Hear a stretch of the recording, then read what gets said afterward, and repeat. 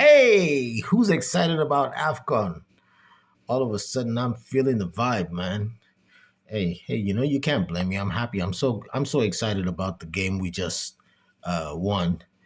Nigeria beat Algeria 2 goals to nothing. But anyone who tells you that the 2 goal score line at the end of the game is a reflection of what happened in the game didn't really watch that game. It could have easily been 4 or 5, to be honest. Uh, Nigeria was guns blazing from the first whistle. Meanwhile, Algeria didn't come to the party. Both teams have performed very well since the beginning of this tournament. I think they both had a flawless record coming into this game. But on the night, Algeria's flawless record crumbled like a house of cards, while Nigeria's flawless record was solidified and built upon and strengthened. I can't say enough. The goalkeeper. Let's start with the goalkeeper, Stanley Nwabali. Nwabali was at work today, but he was also on vacation. Talk about having your cake and eating it too. It's not often that you get to go to work and still be on vacation at the same time. But Stanley Nwabali was at work today and he was also on vacation because he was basically just chilling in the goalpost, had almost nothing to do. The Algerians in the first half, no shots on goal. I think in the whole game they didn't get a shot on goal. That's how bad it was. In the first half, as I was watching the game, I was saying to myself, I hope we don't squander this chance because you can dominate the game, but when you keep missing chances, which is what happened in the first half, you keep getting chances, but you don't bury it. In the second half, the complexion of the game could change. But, well, this is not one of those days. In the second half, they came out, all systems up and running, firing on all cylinders, and they buried the game in the second half with 2 goals in the 47th and the 57th minute, 10 minutes apart.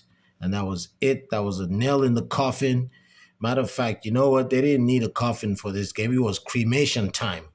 They took them into one of those ovens where they cremate people, and they cremated the Algerians and spread the ashes in the Mediterranean. That is what happened today, people. Congratulations to the Super Eagles, I must say. Fantastic performance, probably their best performance so far. Now, there's one question everyone's asking.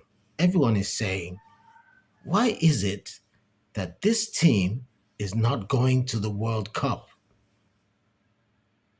We've beaten some of the teams that are going to the World Cup, but we're not going to the World Cup. Well, you know what they say, you win some, you lose some, right? In that instance, we just we had what it takes, obviously, as we can all see now. I never doubted that anyway. But it's problems that crop up. Some problems always crop up, and somehow it gets in the way, and that's what happened with our World Cup effort. But you know what? We'll get them next time. So everybody's asking, and rightly so, why is this team not going to the World Cup? It's a sad thing, I must say, because they will be missed. It's just the same way I felt when Italy failed to qualify for the World Cup, I think twice in a row. Like the World Cup without the Italians? Come on. That's a felony. But it happened twice. Now, the Algerians were also sore losers on the occasion because towards the end, after the final whistle, they tried to start a fight. I don't really know what that fight was about. Maybe it was because in the first half, there was a handball, which they claimed they should have had a penalty. But if you look at it, the player had one leg on the line and the other leg was outside the box. So even if that handball had been given, it would have probably been a free kick. And going by the way they performed today, I doubt if they would have buried it. I'm telling you.